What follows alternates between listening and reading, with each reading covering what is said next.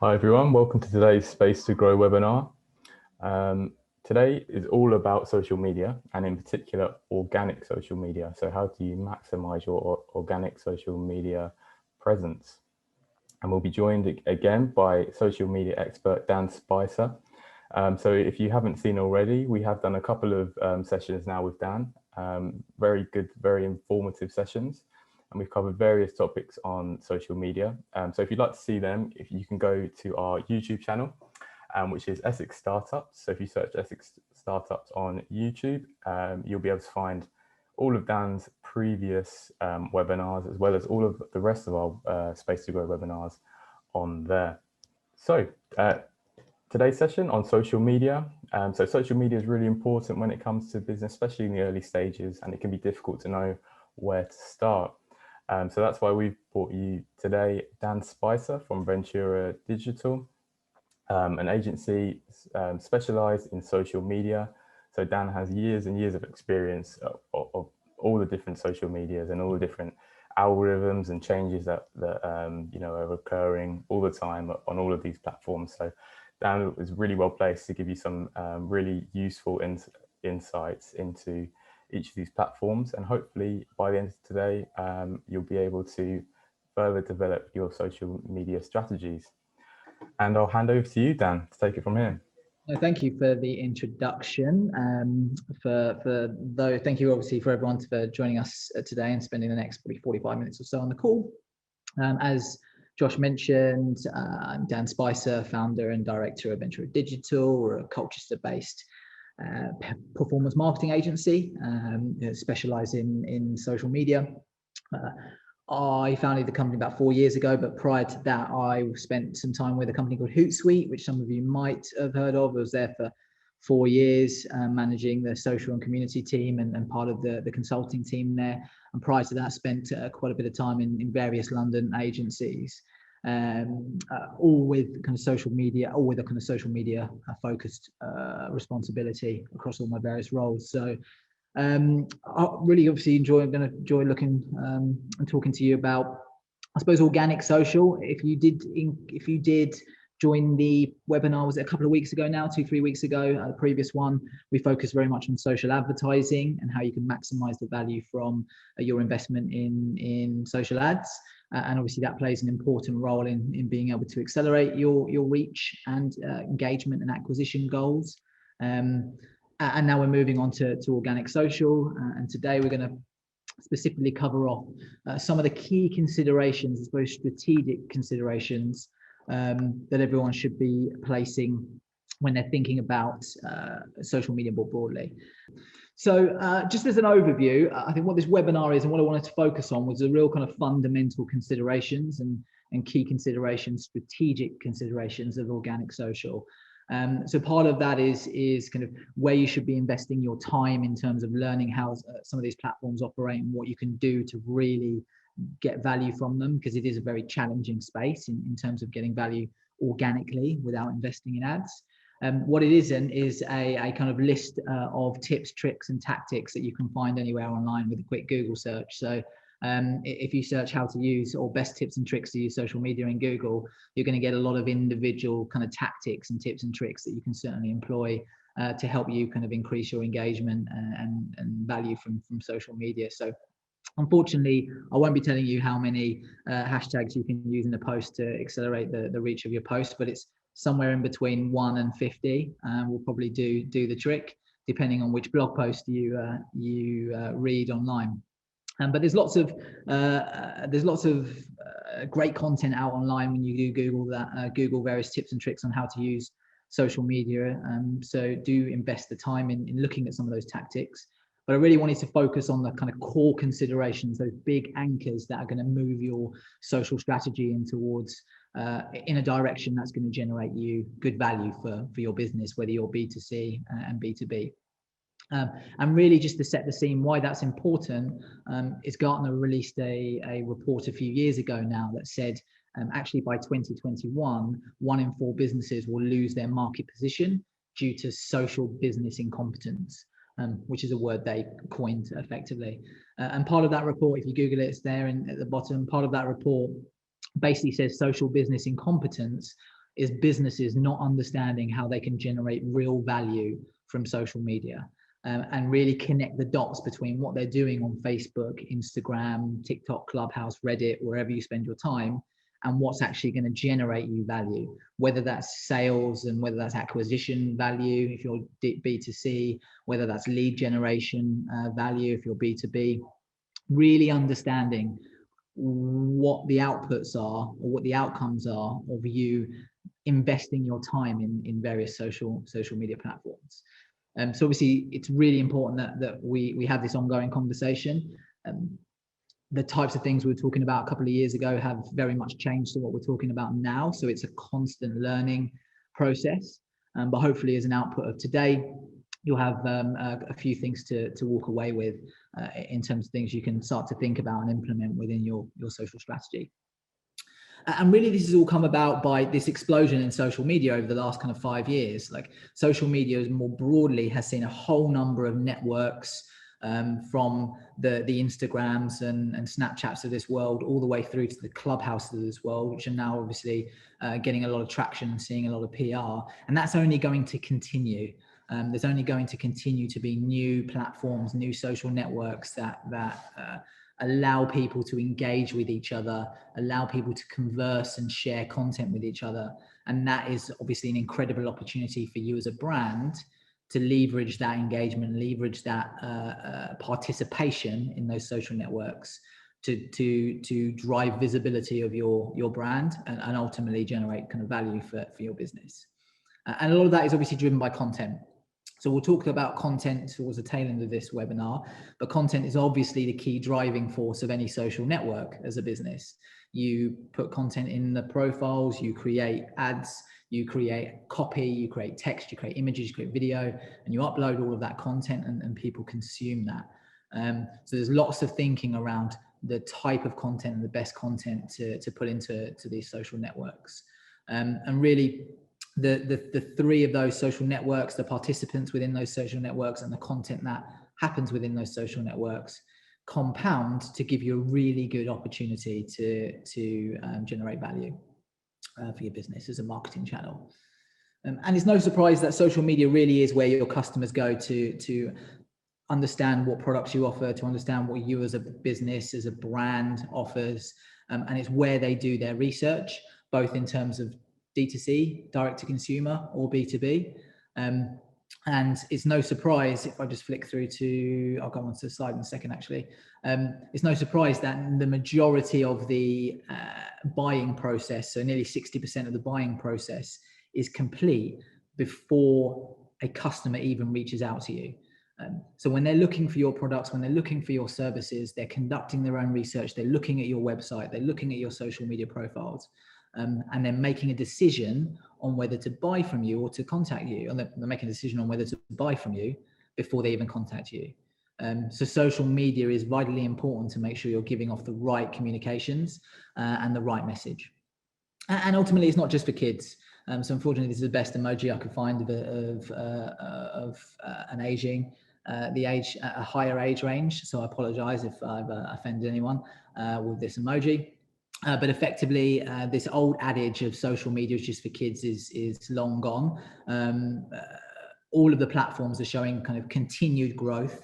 And a lot of the core platforms, Facebook, Instagram, and Twitter, being obviously three of the top platforms, have seen significant growth in 45 age range and up. So again, I apologize, 45 is not representative of that emoji within those. But the point being, no matter who your target market is, no matter what your demographic is, there is an opportunity to get in front of them using social media channels of some kind. And mobile has been a catalyst to all of that. So mobile and this device that everyone carries around in their pockets is the key driver of effectively being able to communicate and discuss and engage with particular brands. And actually increasingly so, majority of people, so millennials and downwards, are now digital and social media native. So they were born in a world that has always had social media as a communication device. So that is their first port of call as a communication device.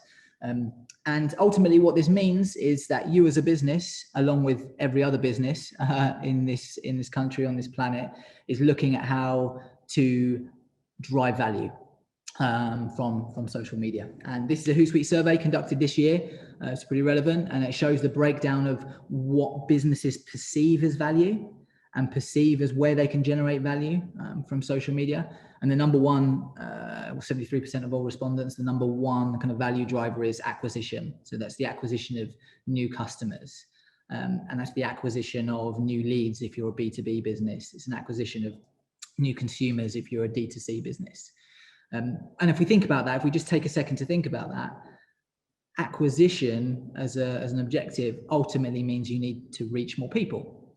You can only acquire customers, you can only acquire a new business if you can reach them, and you can get your content in front of them. And organic social's number one challenge across the board is reach. Is actually being able to grow a database of people that follow you, to be able to acquire the kind of net new traffic or net new customers that you need.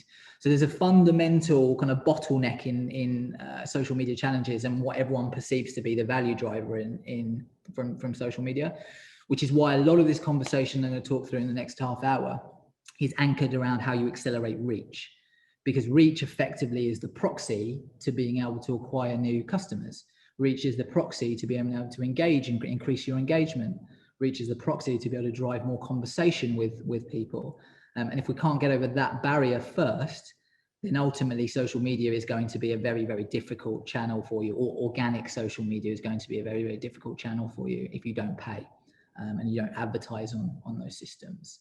So that's why reach as the proxy is really the core metric that governs that value driver of increased acquisition.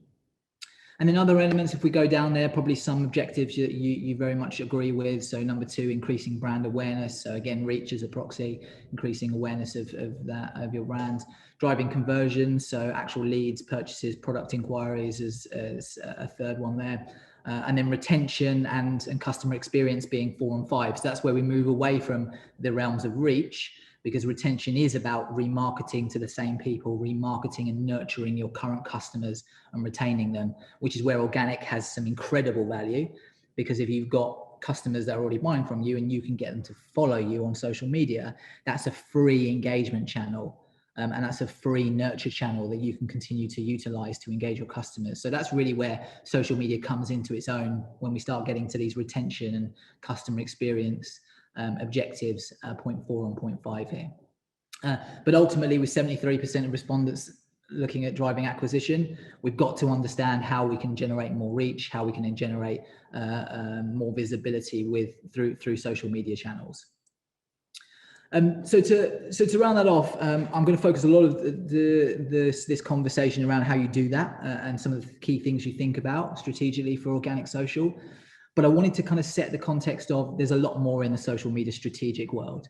So just by understanding how to generate reach isn't a social media strategy. A social media strategy for those that haven't, the 50% of people that haven't got a social media strategy in place, is a kind of confluence of all of these different components of strategy. So here's some pillars on the screen. It's a pillar diagram that we've developed, which looks at kind of the 4 core areas of where you can generate value from social. So social selling, which includes advertising and direct sales. Social governance, so that's more around customer service and reputation management, how you use social media to respond to customer issues and customer queries. Social HR, so recruitment, employer branding. So how do you use LinkedIn advertising to advertise for open roles that you have within your business and potentially save costs in terms of having to pay recruitment agencies, and be much better at using LinkedIn yourself to advertise, which is obviously where you can generate some value in terms of cost saving. And then community on the right hand side, which is all about organic activity, which we're going to talk about. Which also then includes influencer outreach and advocacy kind of programs, which are another part of that. So I wanted to set the scene of there's a lot to think about and a lot of opportunities with social media. On the left-hand side, social selling was the webinar 3 weeks ago. So hopefully if you didn't join that, you can jump into YouTube and see some of that. But moving forward, there's certainly lots of areas of opportunity where you can generate value, but organic social is what we'll focus on today. And so moving on to some of the nitty gritty. I think I've obviously mentioned that 60%, nearly 2/3 of consumers who ask for, 60% of consumers who contact you have already made a decision about whether they're going to buy from you or not. But importantly, 63% of consumers, so 2/3 of consumers who ask for information about your product or your service, won't actually make a purchase for at least 3 months. So they're in the buying research process, they're looking at your profiles, they're looking at your website, they're looking at your products and services, but they're not quite ready to buy yet, which again kind of validates the importance of social media as an engagement and as a nurture channel. Because if they have made a decision that your products and services are great, I'm just not ready to buy yet, it's not my time of need, they're going to follow you on social media, and that gives you a potential opportunity to re-engage and nurture them to the point that they are ready to buy. So getting all of these elements in place is going to be important, both from an acquisition perspective and from a retention and engagement perspective through the buying journey. So to start off with some of the basics, I get asked this question all the time in terms of what social media platform should I be using, where should I invest in my time, if I pick one or two, which of them should I be on? And as granddads say everywhere, the answer to that is fish where the fish are biting. Really take the time to understand kind of where your customers are and what platforms they are using. Of course, there are platforms that offer you a increased opportunity to get in front of more people. Facebook, because Facebook has 30+ million active users in the UK. But actually there may be other customers or a group of customers that are actively using other platforms like Reddit, Clubhouse, Snapchat, TikTok. And the best way to find out, I would say, is to ask. If you speak to your customers face to face, ask them which social networks they use. If you have an email database, set up a SurveyMonkey form and run a poll on your email database to understand what social networks they use. If you already have a social media following, you can run polls on Facebook and on Instagram stories. You can create mini polls that ask people what social networks they use. You have lots of opportunities to speak to your customers or potential customers to understand and to get the data on what they're using. But it's likely going to follow a kind of similar trend to in the UK, where a lot of people spend their time. So this is the breakdown of monthly active users in the UK. So this is people that have logged on to these various platforms once in the last 30 days. And you can see probably no surprises in terms of the general skew as you go down. So Facebook being the behemoth, the number one with 37 million active users on the platform. So over half of the UK's population actively using Facebook. So an obvious opportunity there to in terms of your potential prospects and customers being on that platform. Then LinkedIn, 28 million active users, more B2B. Instagram, 24 million users, owned by Facebook. And I'm assuming the majority of you use it personally, if not for business. I think 60% of the poll survey said you used it for business. So those being the top three. And as we move down, we get to kind of Twitter at 17 million, Pinterest at 11, and Snapchat at 11, and then TikTok at 9 million. So even these smaller platforms, where often people don't invest time considering, don't invest time researching how they work, the TikToks of this world, have significant reach and engagement within particular demographics, which is obviously why it's important to really get a true understanding of where your customers are spending their time online and what platforms and apps they're using, and really ask them, because once you've got that insight, once you've got a little bit of data, it's going to help you make those decisions on where to spend your time. But based on a survey that was previously run, there's no surprises here that Facebook and Facebook and Instagram are where the majority of marketers are thinking about investing their time. And as you go down here, the kind of usual players, the LinkedIns, the TikToks of this world are next, and pretty much aligns with the poll there up front. Just in terms of the data, that was UK data that those numbers related to. So that's monthly active users in the UK specifically. And then also there's some new interesting movements in the market. So I've been asked quite a few times in the last 2 weeks around whether our clients should be on Clubhouse. And we've actually started to run a few polls and surveys with our clients' customer databases to understand how many of them are actively using the platform. The numbers aren't as showing as much of a scale as some of the core social networks, but really it's only been around since April 2020, and only in the last 2 months has it really started to hit the market, and it's still in beta. But it is showing 2 million active users, and more importantly, it's showing an average usage time of 11 to 22 hours per week. So for those that are registered using the app, they're on average at the lower end, people are spending 11 hours a week. So that's over an hour a day in the platform, engaging with the content. So it's certainly something worth considering. And again, getting a feeling within your customer database as to whether they're using Clubhouse as a social network. For those that haven't heard of it, and many of you might not have, it's an audio social network. So it's like an audio clip, a social network where you can kind of either post audio clips, or you can join chat rooms effectively within there. So it's less visual within those. And actually, if for those of you that are actually thinking about building a social media business strategy, then I do advise and recommend that you download that if possible. You need to get invited. So if you know anyone and you want an invite, if you know anyone using it, you'll need to get an invite from them. If you don't, drop me a note on LinkedIn and I'll see if I can pop you one over. I don't actually know how many invites I've got left, but as long as not too many people ask, I'll be able to pop some invites over. But it's a really interesting social network that has shown some significant PR, got some significant PR. And it's just been valued, I think 2 weeks ago, $1 billion, even though it's only got 2 million weekly active users. So more than likely going to be the next social network to really get popularity because of its unique approach to content in being kind of audio and audio clips only. It's certainly worth exploring. So if I just pop back to this, obviously, given that there's these various social platforms, I'm going to focus on obviously the top ones. And if anyone's got specific questions around any of the others, then we can try and find some time towards the end to talk about that. But importantly, the number one consideration when you're thinking about building kind of social strategy and thinking about how to really optimize your activity on these platforms is to understand what controls your content. And what controls your business profile. And if you're on my previous webinar, unfortunately, you're going to hear that dirty word again of the algorithm.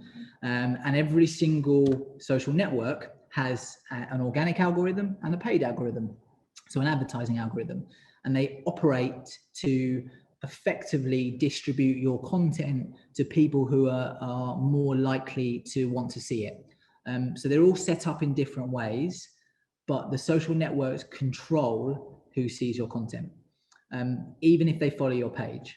So if you've got 10,000 followers, fans, say on your Facebook page, Facebook still controls how many of those 10,000 see your content. If you've got 1,000 Instagram followers, if you've got 1,000 Twitter followers, Facebook, Instagram, Twitter control how many of your followers organically see your content. So if you have 1,000 followers, you won't get anywhere near 1,000 people that see your post when you post it. It will be significantly less because the platform is making a decision based on your content, who is more likely to engage with it, who is going to find that content the most relevant, and it's going to show your post to them effectively. So as a starting point, it's really, really important that everyone invest the time in researching and understanding how those algorithms work on a fairly in-depth level. There's only so much I can cover in 30 minutes, unfortunately. But I've got some links coming up in this webinar with 2 articles that explain how the core algorithms work: Facebook, LinkedIn, Instagram, and a few articles you can read through. But really, depending on your business, depending on the social networks that you want to pick, if you're B2C, it's really important you have a really in-depth understanding of how Instagram and Facebook algorithms work to really maximize your reach. If you're a business that targets young consumers, Gen Y, millennials, then that's where the majority of those 9 million kind of TikTok users are. So it's really important to understand this For You algorithm that TikTok has, because you can generate significant reach on TikTok without having any followers at all. So you don't even need to invest time on getting followers. You can still get thousands, if not tens of thousands of people seeing your content because of the algorithm. So it's important understanding that. And if you're B2B, the LinkedIn algorithm has changed significantly since Microsoft bought the platform a few years ago. And they have a relevancy kind of beats recency algorithm effectively. So it's not actually the most recent post on LinkedIn that gets showed to your followers. If you've posted and someone logs into LinkedIn a week later and LinkedIn thinks that person will find your content relevant, it will show them that, even though it's a week old or 2 weeks old. Because it's judging everything on relevancy, not recency. And if I go onto Twitter, if I go onto Pinterest, if I go into Snapchat, they all have different algorithms that are controlling how that content is distributed. And if you can understand that, you'll know exactly some of the tactics that will help you kind of, I suppose, accelerate your visibility. And just to give you an indication of some of the things to think about, this is the average organic reach by platform, or by these core platforms that I've put on the slide. So this is based on auditing all of our clients. It's based on auditing around 80 different social media profiles from all the clients that are on each of these platforms to look at average organic reach per post. So you can kind of see the weighting there. So basically, if you just think about it in terms of, if you had 1,000 followers on every single one of these platforms for your business, this is the percentage of people that would see your post when you post to those 1,000 followers. So on Facebook, if you have 1,000 followers, 0.5% of people will see your content when you post it to those 1,000 followers effectively. So 5 of your followers will see your content. On Instagram, 14% will see your post. So 140 people will see. On Twitter, 11%, 110 people. LinkedIn, if you have 1,000 followers on your profile, on average, 22% of your followers will see your content. So 200 people will see your posts. And then on TikTok, over 1,000%. And this is where, again, from an algorithmic perspective, TikTok actually distributes content in a completely different way. So it actually goes into your personal feed and people don't have to follow you to see content. So it actually distributes it into random people's feeds based on who it thinks is more relevant. So that's where you can actually generate significantly more reach than you have followers effectively within the platform. So it's interesting to reach that, to understand and understand how those algorithms work. More importantly, from an algorithm perspective, there is another way of increasing organic reach, and that is through the peer-to-peer algorithm. So some platforms prioritize personal engagement rather than business engagement. So Facebook and LinkedIn are the core platforms that have a different algorithm if you have a personal profile versus having a business profile. So if you have a personal profile on Facebook, for instance, or a personal profile on LinkedIn, when you post, it goes to a much higher percentage of your network effectively. So if you get people interacting with your posts, those posts are going to be distributed to a significantly larger of people effectively. So this then starts to get really interesting on some platforms, because if you know that it's getting shared to a larger volume of people and it's being prioritized, then you can utilize your networks, your employees, your staff, your customers to help you distribute your content and get significant reach. And just to kind of visualize that, I'm going to skip to this slide to try and kind of visualize exactly what I mean from that. So if you were to utilize that Facebook algorithm, that peer-to-peer algorithm, and accelerate your reach that way, if you were to imagine you're a company, and just for scale purposes, I'll show you the figures. If you've got a company with 100,000 likes on Facebook and 20,000 followers on LinkedIn, if you have a social media team of 2 people posting a bit of content, whenever you post that content, your potential reach is 120,000. So that's those 2 numbers added together, because that should be how many followers you have and potentially how many people you can get in front of.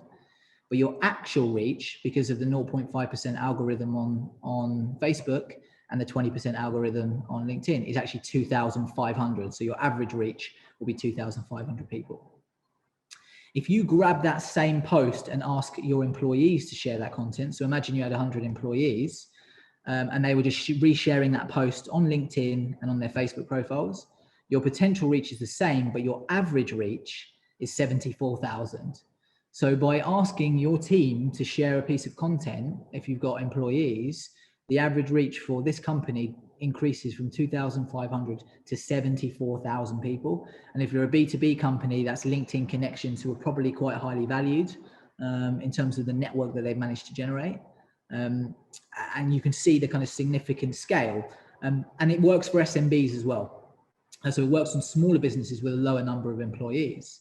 So if you take that as another company and you have 1,500 Facebook likes and you have 200 followers on your LinkedIn page, LinkedIn profile, your potential reach is 1,700, but your average reach is 81 people.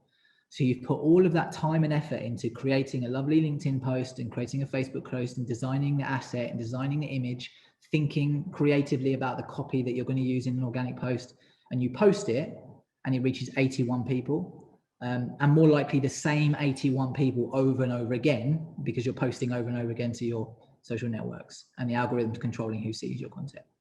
However, if you have 5 employees, if you run the numbers backwards, on average, a person has 333 Facebook friends. On average, they have 920 LinkedIn connections. So that's where the figures come from. If you use the peer-to-peer algorithm, 20% on Facebook, 40% on LinkedIn, your potential reach significantly increases, but your average reach jumps up to 3,700.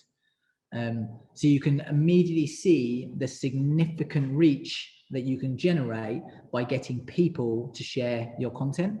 And if you think about it numbers wise, if you actually get people to interact with your post, so like, comment, or share, so you ask people to interact or like, comment, or share that post out, 135 people liking, commenting, or sharing on a post reaches more people than having 1 million Facebook fans.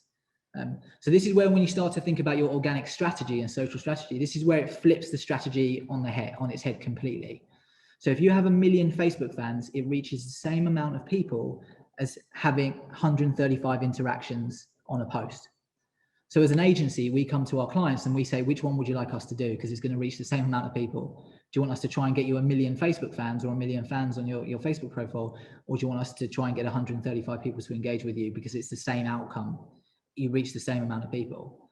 And then it really starts to turn a cog in terms of thinking, okay, my strategy should be, how do I get 135 people to interact with a post every time? And then you start to think about, okay, what content's going to get people to interact and like and comment and share? How can I be valuable enough to get people to like, comment, or share? How can I put open-ended questions in my post that encourages people to comment on a post to get those interactions up? Because that is what's going to generate you the reach algorithmically, not having fans or followers, because of how that algorithm works. And importantly, so it's the same on platforms like LinkedIn. So LinkedIn, same algorithm, has different numbers, different percentages, but 28 people sharing a post reaches more people on average than having 100,000 followers on your LinkedIn profile. So again, strategically, you can forget about growing an organic audience. It should be about, how do I incentivize and encourage more engagement and interaction and likes, comments, and shares. And then naturally, by proxy, as people like, comment, and share, you get more reach. And naturally, as you get more reach, you'll grow your following, because people will hopefully enjoy the content you're putting out. They'll find it valuable, and then they'll follow you by proxy because of the content you're creating. But strategically, you should be aware that all of those platforms have an algorithm that's driving that. And actually, by getting people to like, comment, or share, you're getting peers and individuals to share content rather than worrying about the business page content and kind of how many people you're reaching through that. You'll be in a very good place to start accelerating your reach of messages. And it's not just all about employees. So it doesn't, some of you might be startups, you might be one-man bands, you might not have employees that can kind of share and reach within that. So a good way of thinking about who can share your content is thinking about the 90% 9%, 1% rule. So it's called the participation inequality rule. But basically what it means is that for any business and their network of I suppose, consumers, 90% of your customers, your consumers, your network will be passive consumers. They won't engage with you. They won't interact with you. They'll just passively look at your content. They might look at your website. They might scan through, but they won't actually engage. 9% of them are curators. So 9% of them might go on and like a post, might share a post every now and again, might engage with you on a little bit more of a deeper level. And 1% are creators. So 1% are those that are advocates of the brand, that are employees as a starting point, because hopefully they're advocates of your business, or other advocates like customers that you already have, or natural partners that you already have, suppliers that might be advocates of your brand. And there's 1% of people that will become that network of people that will share your content. And a good way to think about that is kind of bucketing them into these three buckets. Who are your customers? Who are your influencers that engage with you? And who are your employees? And can you build direct relationships with them to then get them to accelerate the reach of your content? Because if you can get these as a starting point and start working your way towards those 28 people you need on LinkedIn to share your content, then you'll already be in a very good place to accelerate the reach and visibility, because basically your content is then distributed into these people's feeds. And if you've got customers engaging with you, then the customers are going to have a network of potential other customers. If you've got influencers engaging with you, people, partners, etc., that might have a network, they're going to have potential customers who follow them, and employees are also going to have potential customers that are connected with them. So if you can really find out who these people are, identify your 1%, and create and get them, engage with them directly. In some instances, ask them directly to share your content, like employees. You'll be able to accelerate your reach, and then by proxy, everything else falls into place in terms of being able to generate engagement, being able to generate followers, and because reach is the #1 barrier, as I mentioned. These examples just on this slide are people that we've previously engaged with as a business, just to give you an indication of some names, basically, and some numbers within those. So obviously we talked about kind of that 1% and identifying people to be able to share your content, which will help you accelerate that. But what's also important is basically this remains a constant learning process. So what I've said today might change next year, as this is a timeline of kind of the Facebook algorithm and how it's changed. You can start to see kind of 2016, 2018, the company shifting its algorithm to look at slightly different things. But ultimately, what they prioritize is the level of engagement, and these kind of three areas from a Facebook perspective. #1 being kind of who typically interacts with your content. So if there's a particular persona or a particular type of person that regularly interacts with your content, Facebook is going to take that data and then basically learn from it and distribute your content to people that look similar. That's actually a good thing to think about when you think about other algorithms, because that's exactly what TikTok does. So TikTok scans people that interacts with your content. It looks at their bio, it looks at their demographic data, it looks at their psychographic behaviors. It builds a persona of who is more likely to interact with your content, and then it distributes your content to people who look more like that. So if there's lots of people that look like the people that have previously interacted with you, TikTok, as an example, is going to distribute the content, and that's how you generate significant reach in TikTok, because you might stumble upon a piece of content that TikTok thinks is really relevant for a wider network of people, and it will just put it in front of them. And you can get significant reach on those. So that's a good kind of concept to take away across all platforms. And then in the Facebook world, in the middle piece, they do prioritize different assets. So videos and images get prioritized over plain text, as an example. In 2020, that might change again. But it's why when you scroll through your feed on your phone on Facebook, you'll see lots of videos and lots of images that take up more real estate on your screen. Because if you're putting more rich media content into posts, then that will get effectively prioritized.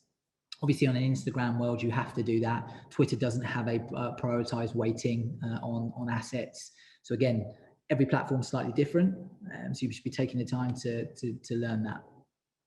And then on the right-hand side, the popularity of a post. So of course, the virality of a post is the number one signal on whether it's going to continue to distribute the content.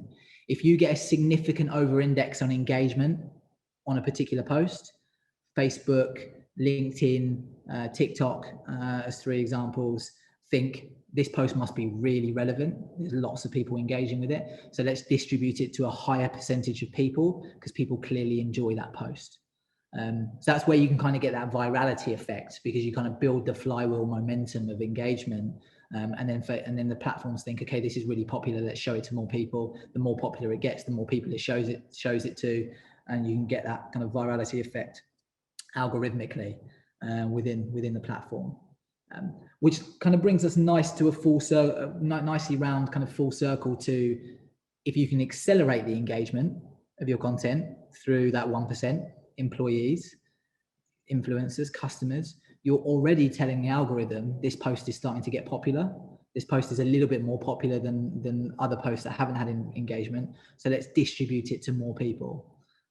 So you're already giving them positive signals, or you're already giving the algorithm positive signals to share your content to more people within the feed. So it's really important to think about how it's distributed in that way.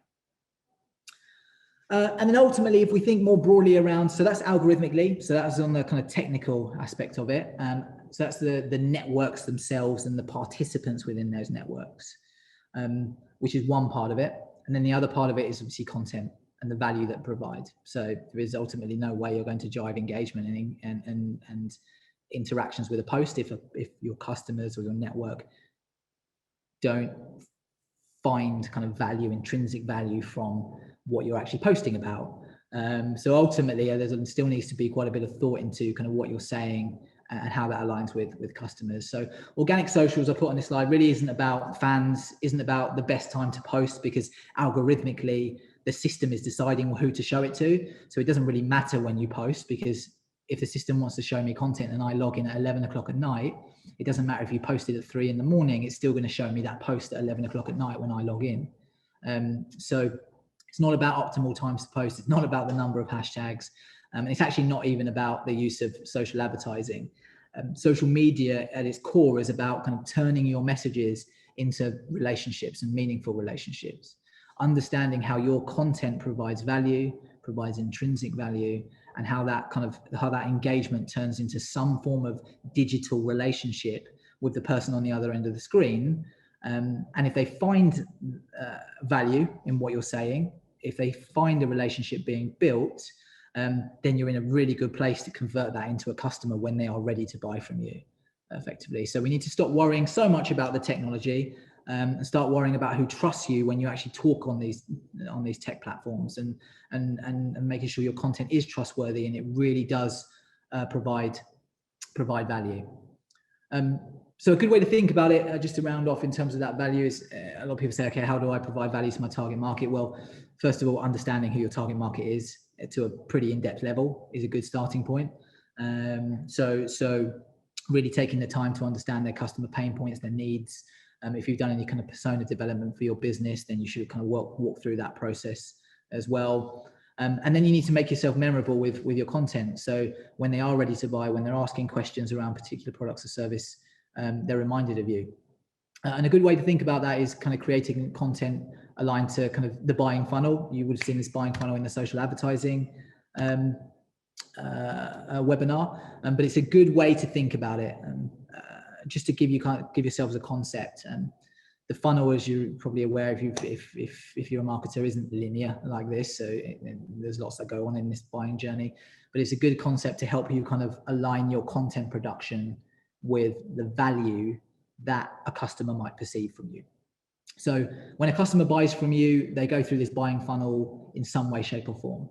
So if you're, I can't remember what example I used last time, but if you're a hairdresser, as an example, selling mobile hairdressing services when the lockdown is lifted, as a customer, I'm thinking, there's a couple of things I think about. Awareness.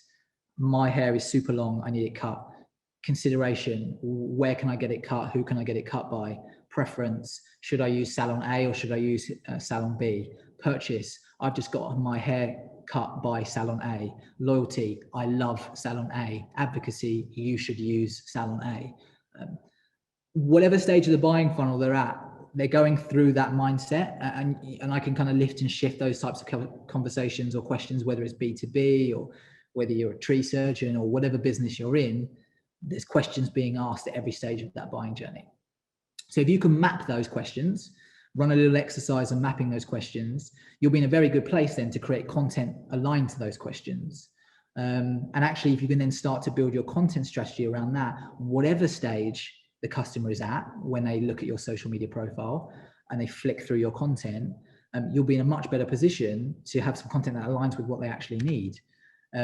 So a content plan should include all of those stages of the funnel. So an awareness stage, top of funnel, content around who you are, what you do, why you do it, introducing your brand, nothing too salesy, more around the kind of concept of your brand and why you provide value. Then middle of funnel, kind of consideration type content piece. That's when you can talk about your services, you can talk about your products, and more importantly, you can talk about how your services and your products solve a particular problem and a particular need that someone has. You're in business because you're solving a need for your customers. So actually talking about that need, creating images and videos that talk about that and posting about that on social. And then as we get to the bottom of funnel, advocacy. So then thinking about, okay, I've got customers already engaging with me and I want to accelerate that engagement. So what can you do to drive value through social? Surfacing testimonials, surfacing positive reviews, looking at how you kind of incentivize refer a friend mechanics, even asking people directly to share content. We often do that actually in our email database. So we've said that we've got this really interesting article, lots of people have found it valuable, and we put a link in their email database and directly ask our customers, our clients, to share that post on their social media, because it'd be really valuable for us, and it'd be great if they could share it to their wider communities. All under that kind of strategic thinking of how do we accelerate the reach by getting more and more people to talk and share about that. So that's a good way to think about it in terms of conceptually around content. So I suppose a couple of things, obviously two high level things to think about, I've talked about, is really investing time in understanding how those specific organic algorithms work. Very different to the social advertising algorithms that I spoke about in the last webinar. But if you understand that in terms of what platforms actually want to see to improve your distribution, then you'll be in a good place to create content aligned to that. And then thinking about the value that you're providing in that content, using that funnel is a good concept in terms of starting to build your content plan and starting to build the context around that content plan. And then as a final note, it's an organic strategy, but obviously the big elephant in the room is still social advertising can play an important role. And if you are thinking about investing time and investing time and resource in accelerating your organic social, even the smallest bit of investment in advertising can really help you accelerate reach. And it has this really interesting kind of compounding effect. So it doesn't have to be big budgets. Facebook and Instagram and Twitter allow you to advertise anywhere as little as £3 you can use. And £3 in Facebook will reach on average 1,000 people if you pay Facebook £3. So you can generate some really good kind of targeted reach with just starting at £3. So really there's no excuse in terms of not using social advertising because it's not cost prohibitive. And a nice knock-on effect organically with social advertising is you get this kind of bouncing effect. So where you increase the reach through social advertising, if people engage with you and people like, comment, or share through that ad, that actually gets distributed organically through the networks. So this piece I've just highlighted here is just from the insights, and light yellow is or orange is organic and dark is paid. And you can kind of see the average kind of organic reach here on non-paid posts. But you can see as soon as you invest in paid media, you get this organic lift and boost because people are interacting with that post. You got 2,600 engagements, and that's then getting organically distributed through the organic algorithm to people and generating you reach. So a good way of thinking about it, even though see we're talking about just organic here, a good way of getting kind of that bonus lift is by thinking about where you might be able to accelerate the reach through a little bit of paid advertising on social. And all of the platforms now, including TikTok, for instance, have advertising platforms that you can just set up a profile and very easy kind of set up campaigns and boost posts. So conscious of time, just run over that hour. So I appreciate the majority of people who stayed with us as we ticked over. But really, I suppose 4 key points just to obviously leave you with. I've mentioned taking the time to learn the algorithms. Do feel free to watch the recording afterwards. And then there's links in one of the slides that talk link to some really interesting articles that talk about each of those individual algorithms. Consider how you can accelerate reach through your advocate networks. So your employees, your customers, your influencers. A good way to actually, just while I'm on it, a good way to find some of your top customers that might want to share your content is if you use any email marketing platform like MailChimp or Drip, and you have an email database of customers. You might not know, but if you go to your customer list, it actually ranks and rates all of your customers by how much they engage with your emails. It gives it a little star rating, kind of like 4 out of 5 stars, 5 out of 5 stars, based on their historic engagement with you. So you can actually filter by 5 stars only. So if you filter by 5 stars, immediately that's all your top customers. That's the customers that have engaged with every single one of your emails, that have opened and clicked on those emails, and are more likely to engage with you if you send them an email saying, here's our latest social media post. It's really interesting. It's about XYZ topic. We'd love it if you could share it out to your network. So that's an interesting tip in terms of just trying to find your top customers, those that will help kind of share your social media content. So that's accelerating the reach of your engagement. Point 3, developing content around kind of the buying funnel. As we've mentioned, it's a good kind of concept, I suppose, conceptual way of thinking about your content in really making sure you cover off all of those value driver points within the buying funnel. And then with everything, experimentation. So unfortunately, I don't have any kind of direct tips on Clubhouse as an example. We've started to use it both personally and for the business to understand how we can capitalize on it. But it's a constant process of experimentation. It's understanding what we think is going to be valuable for our customers. So short audio clips around, I suppose, content like this in terms of how to use kind of various social networks, etc. And we're posting it out there, seeing what gets engagement, seeing what drives reach within that, and doing more of what works and less of what doesn't. And these platforms are likely to change over the coming years. So this is probably going to stay relevant for about 3 months until the next algorithm change occurs. But conceptually, if you take the time to learn about those algorithms, really understand how it distributes content, you'll be in a really good place to not game the system. I was going to say game the system, that's a bit negative. You can't really game the system, the all-seeing, all-powerful social networks, but to really take advantage of how the technology works and how you can maximize it for your business. So thank you. I think that's the next slide. Yeah, thank you for spending the time with us. I was just going to flick through to see if there are any questions. Thanks, Dan. Yeah, I think there might be a couple of questions. But, just quickly, there's a question on, is the average organic reach one reason to keep posting the same information? So if you keep posting the same information, will more people see it, or will it just go to the same people each time? It's a bit of a perpetual loop. So the algorithm's deciding who's most relevant for your content, and it often stays the same people. So those 81 people, I think, are used as a metric. It's going to be the same 81 people because the algorithm thinks those are the most relevant. It might chop and change a little bit, and you might get a little bit of change within that number, but it's not going to be a fresh kind of set of people every time you post. So unfortunately, kind of repetitive content isn't going to game the system and generate you more reach effectively within that group. Thanks, Dan. And yeah, if you found that useful, please do go and find Dan's previous sessions on YouTube on Essex startups. We've got a few on there. I think there's 2 or 3 that we've done in the previously, and we do have another one coming up in March, don't we, Dan? Mid-March. So keep an eye out for that one. You can see all of our events on the University of Essex events page. I think so. Yeah. So for those that are, so there's a couple of questions around kind of the sort of breakdown for business rather than consumer, and that session is going to be very much focused on B2B strategies. So for those that are still on the call that are interested in that, yeah, it'd be an interesting one. We'll have a slightly different approach for B2B rather than B2C. Brilliant.